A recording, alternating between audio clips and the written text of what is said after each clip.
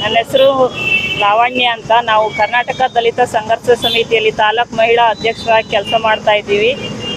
ಹಿಂದೇನೂ ನಡೀತಾ ಇತ್ತು ನಮ್ಮ ಮಹಿಳೆಯರ ಮೇಲೆ ದೌರ್ಜನ್ಯಗಳು. SC/ST ಕಾಯ್ದೆ ಅಡಿಯಲ್ಲಿ ಯಾವುದೇ ರೀತಿ ರಕ್ಷಣೆಗಳು ಸಿಗ್ತಾ ಇರಲಿಲ್ಲ. ಇಂದೂ ಈ ರಾಜಕೀಯ ವ್ಯವಸ್ಥೆಯಲ್ಲಿ SC ಮಹಿಳೆಗಳು ಮುಂದೆ ಬಂದು ರಾಜಕೀಯ ಮಾಡೋದೇ ತಪ್ಪು ಅನಿಸುತ್ತೆ.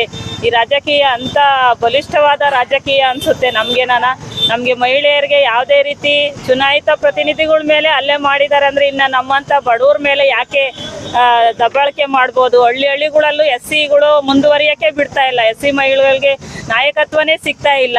ಇನ್ನು ಮುಂದೆ ಆದ್ರೂ ಸರ್ಕಾರ ಇದನ್ನ ಗಮನಕ್ಕೆ ತಂದು ನಮಗೆ ಎಲ್ಲ ಮಹಿಳೆಯರಿಗೂ ರಾಜಕೀಯ ವ್ಯವಸ್ಥೆ ಮಾಡಿಕೊಡ್ಬೇಕು, ಮತ್ತೆ ನಮಗೆ ರಕ್ಷಣೆ ಕೊಡಬೇಕು. ಪೂಜಾ ಅವ್ರಾಗ ಆದಂತೆ ಇನ್ನು ಯಾವ ಮಹಿಳೆಯರಿಗೂ ಆಗಬಾರ್ದು, ಹಲ್ಲೆಗಳೇ ನಿಂತೋಗ್ಬೇಕು ಇಲ್ಲಿಗೆ ಅಂತ ನಾನು ಸರ್ಕಾರದಲ್ಲಿ ಮನವಿ ಮಾಡ್ಕೊಳ್ತಾ ಇದ್ದೀನಿ. ಜೈ ಭೀಮ್, ಜೈ ಅಂಬೇಡ್ಕರ್. ಎಲ್ಲರಿಗೂ ಜೈ ಭೀಮ್.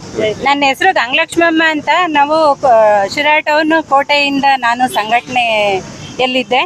ಈಗ ನಮ್ಮ ದಲಿತರ ಮೇಲೆ ದೌರ್ಜನ್ಯ ಎಷ್ಟು ಅಗೌರವ ಆಗ್ತಾ ಇದೆ ಅಂದರೆ ಈಗ್ಲೂ ತಪ್ಪಿಲ್ಲ. ಇಷ್ಟೊಂದು ಜನ್ರೇಷನ್ ಬೆಳೆದ್ರು, ಎಷ್ಟು ವಿದ್ಯಾವಂತರು ಮುಂದೆ ಬಂದ್ರು, ಎಷ್ಟು ಸಂಘಟನೆ ಉಟ್ಕೊಂಡ್ರು ಈ ದೌರ್ಜನ್ಯಗಳು ಮಹಿಳೆಯರ ಮೇಲೆ ಯಾಕೆ ಟಾರ್ಗೆಟ್ ಮಾಡಿರ್ತಾರೆ ಅಂತ ಗೊತ್ತಾಗಲ್ಲ ನಮಗೆ.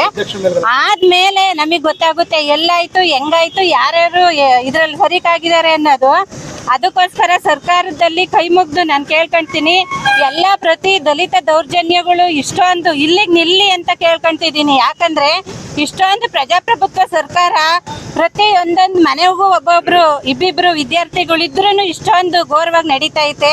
ಅಮಾನವೀಯ ಇಂಥದ್ದು ಒಂದು ಘಟನೆ ನಡೀಲೇಬಾರ್ದು. ಪೂಜಾರವ್ರಿಗೆ ಅವ್ರ ಮೇಲೆ ಆಗಿರೋ ದೌರ್ಜನ್ಯ ಮತ್ತೆ ಅಮಾನವೀಯ ಮಾತುಗಳು, ನಿಂದನೆಗಳು ಇಂಥವೆಲ್ಲ ಮತ್ತೆ ಆಗ್ಬಾರ್ದು, ಮತ್ತೆ ಮರುಗಳಿಸಬಾರ್ದು ಅಂತ ಕೇಳ್ಕೊಂಡು ನನ್ನ SC ಅವ್ರ ಮೇಲೆ SC/ST ಕಾಯ್ದೆ ಗಲಾಟೆ ಮಾಡಿರೋರ ಮೇಲೆ ನಮ್ಮ SC/ST ದೌರ್ಜನ್ಯ ಕಾಯ್ದೆ ಅಡಿಯಲ್ಲಿ ಅವ್ರಿಗೆ ಶಿಕ್ಷೆ ಆಗ್ಬೇಕು ಅಂತ ನಾನು ಕೇಳ್ಕೊಳ್ತಾ ಇದ್ದೀನಿ.